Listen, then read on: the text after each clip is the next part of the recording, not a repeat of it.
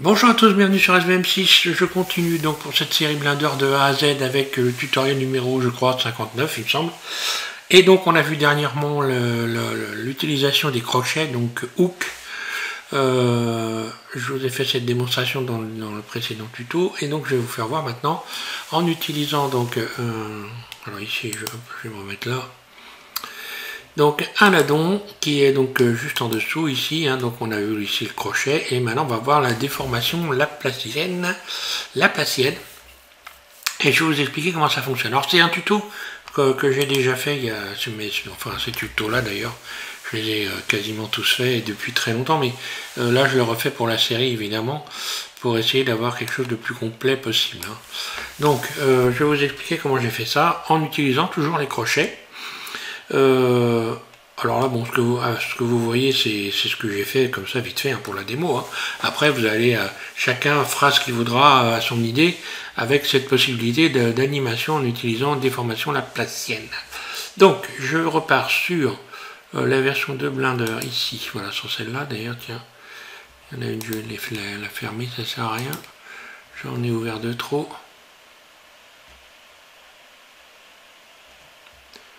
Ça c'est pareil, je vais fermer. Désolé pour ce petit contretemps, mais voilà. Donc, on est sur la version 3.3 de Blender. Et je vais rajouter, vous faites comme moi, un clic gauche dans la fenêtre. Et puis ensuite, on va ajouter un cylindre. Là, voilà. Vous passez en mode Edit. Puis vous allez modifier la surface, le volume, en faisant S, voilà. Ensuite, on va sélectionner, je clique sur le 3 au-dessus de l'AZERTY pour sélectionner le mode face, un clic droit sur cette face, puis je vais faire G et Z pour l'agrandir, un clic roulette par exemple, voilà, G, Z, hop, et je rajoute ici des boucles en faisant un CTRL R. CTRL R, je fais tourner la roulette de ma souris, voilà, et je fais un certain nombre de boucles comme ça, voilà, ça va très bien. Pas la peine d'en mettre énormément, ça suffit largement.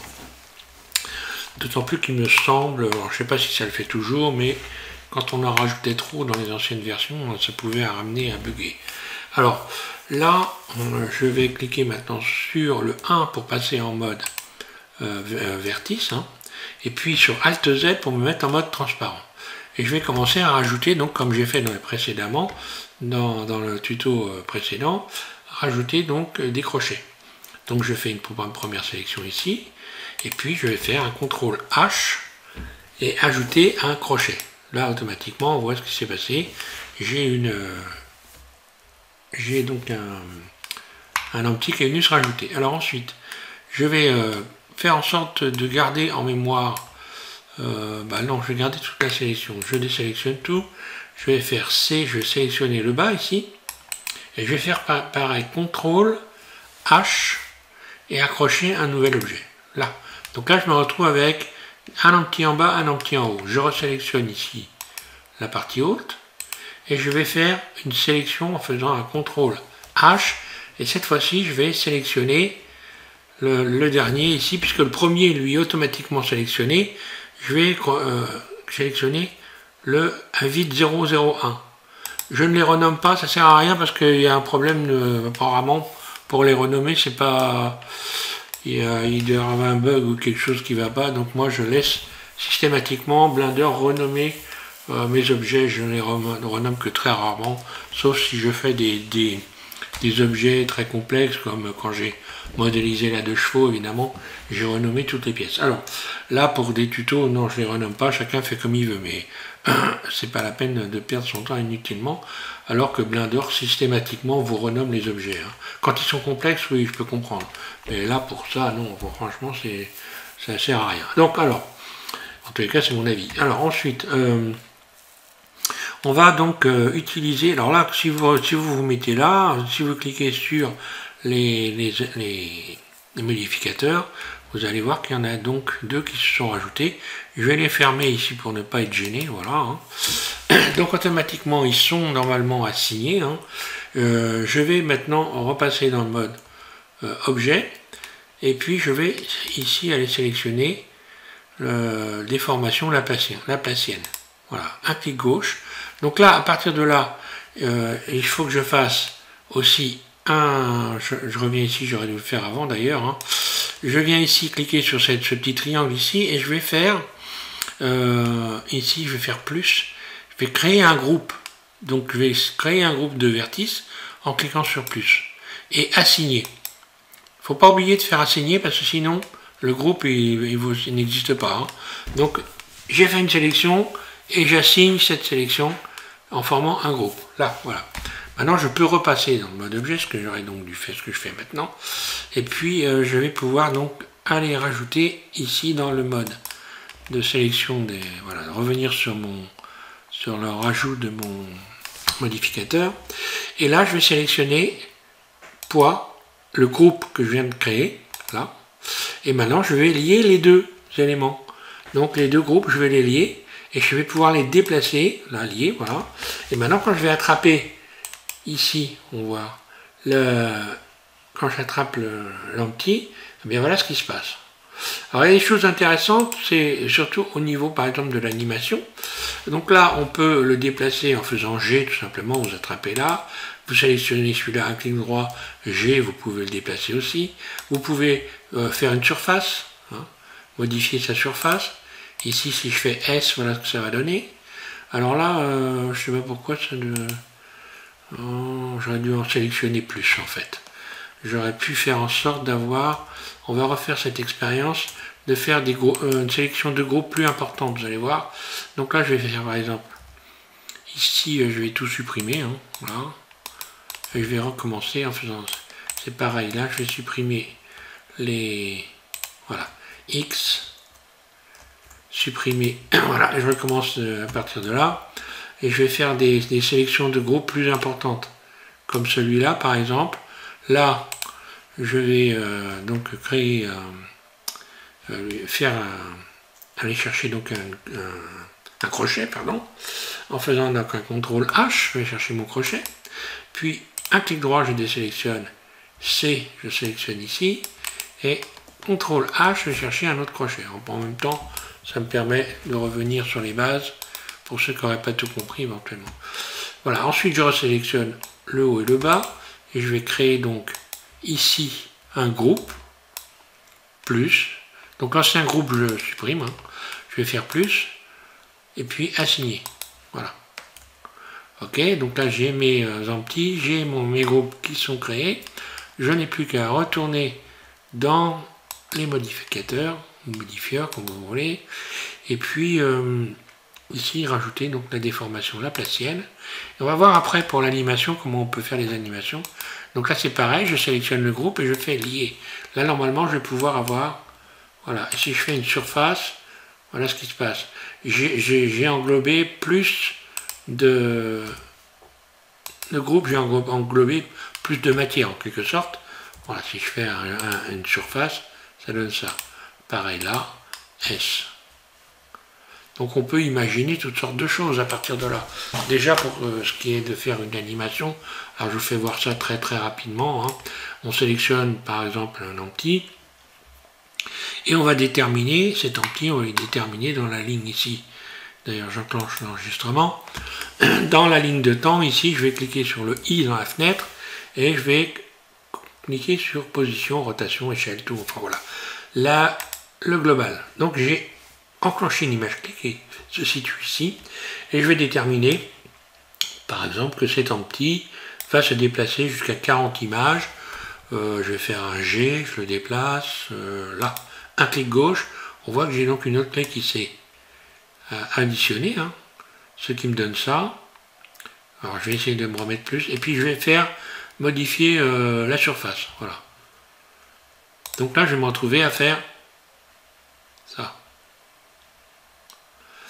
Après, je vais passer à l'autre empty, je vais déterminer par exemple que l'autre, à partir de l'image 20, donc je clique dessus, je fais I, j'enclenche une image clé, et je vais déterminer que jusqu'à l'image 60, il va grossir. S, de cette manière-là par exemple. On va voir ce que ça va donner.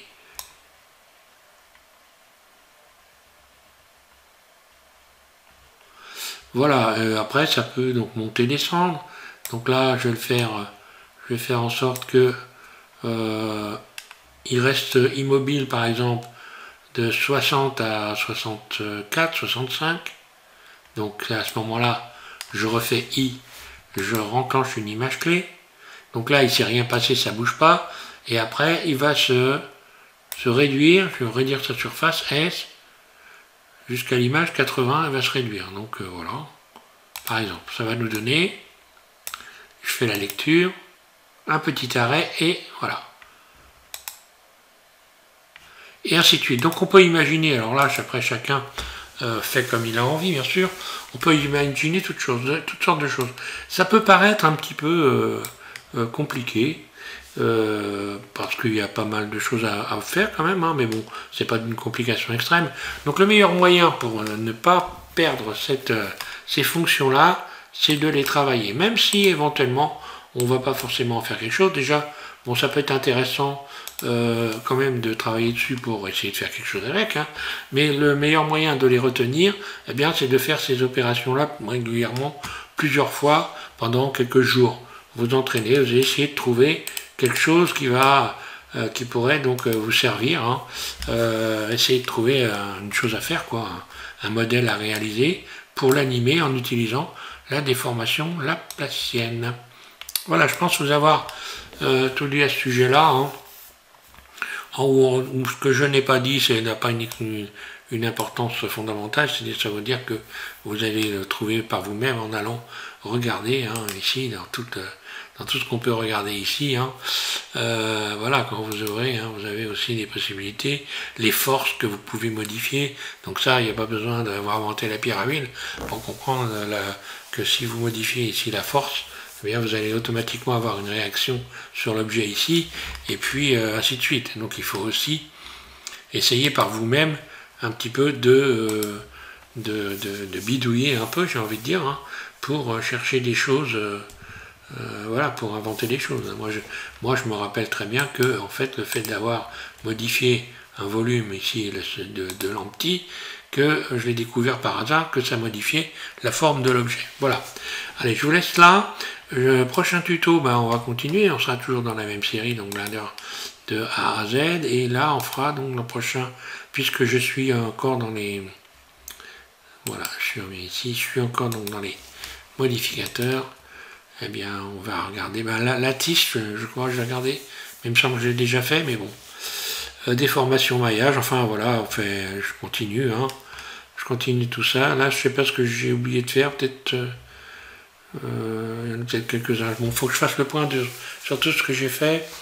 Et puis, de toute façon, je rajoute évidemment un modificateur. Et on fera aussi les modificateurs dans les physiques ici. Là, voilà. Voilà, bon, bah écoutez, je vous remercie à tous de suivre AZM6. Et puis, je vous invite à continuer cette série, donc Blender de A à Z. On était donc sur le tuto numéro 59. Et on fera donc le prochain, je pense, si ma mémoire n'est pas trop mauvaise, le 60. Ah, autre chose. Oui, avant que je parte quand même. Vous pouvez rajouter plusieurs clés. Je vais quand même vous le faire, hein. Là, je n'ai mis que 2 clés, mais j'aurais pu faire d'autres sélections. Donc, bah, si, je vais quand même le faire, puisque le tuto, de toute façon, je vais regarder le temps. Là, il n'y a pas, j'ai pas dépassé la demi-heure. Je vais regarder où j'en suis. Oui, j'en suis à 13 minutes, donc je peux vous faire cette démonstration avec plus de clés. Donc, je sélectionne tout. CTRL A par mode pardon, je sélectionne tout A et Shift X supprimer. Faut pas m'en vouloir, il y a un petit bouton que je n'ai pas modélisé là. Alors je vais mettre mon curseur au centre, voilà, Shift S curseur vers l'origine du monde, voilà.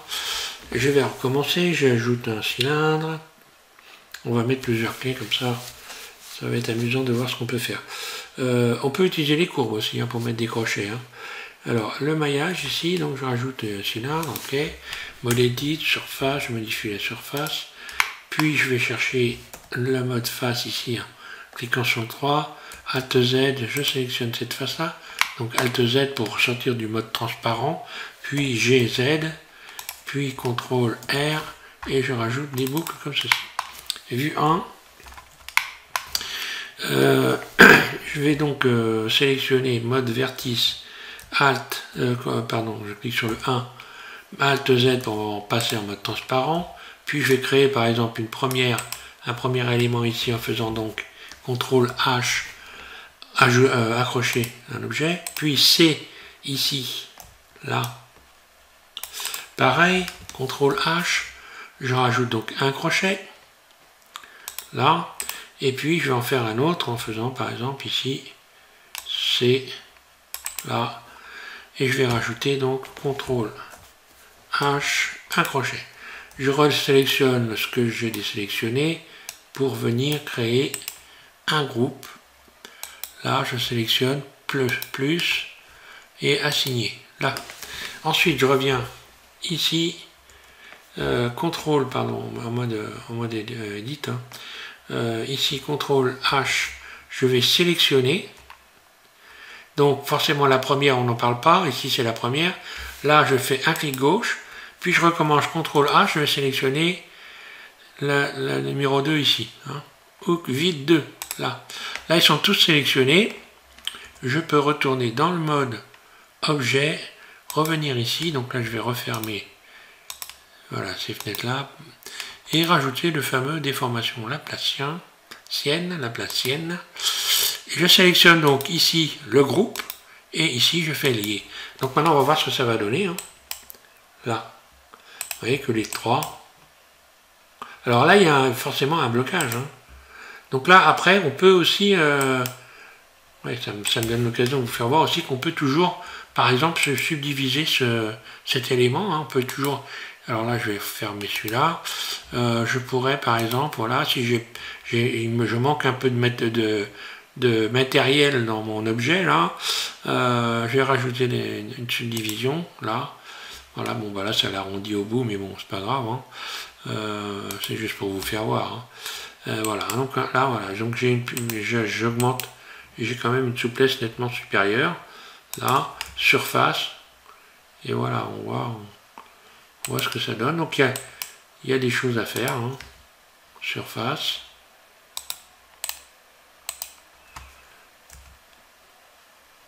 Wow. S, G, on dirait un estomac. Hein. Enfin voilà. Donc voilà, cette fois-ci je m'arrête. Je pense que voilà, j'étais assez. Je vous ai expliqué ça suffisamment correctement pour que vous puissiez réaliser vous-même cette petite animation. Et puis donc je vous remercie de suivre ma chaîne.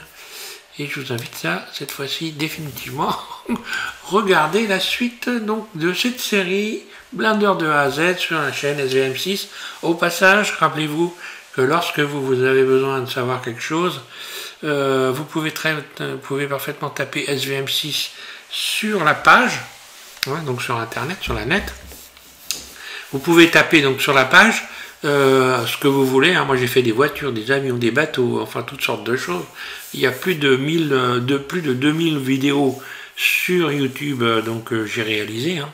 Alors sur des anciennes versions, sur des nouvelles, etc. Sur toutes sortes de versions. Ceci dit, la manière de réaliser les choses est sensiblement la même que celle il y a 10 ans, parce que moi ça fait 10 ans que je fais des tutos, hein.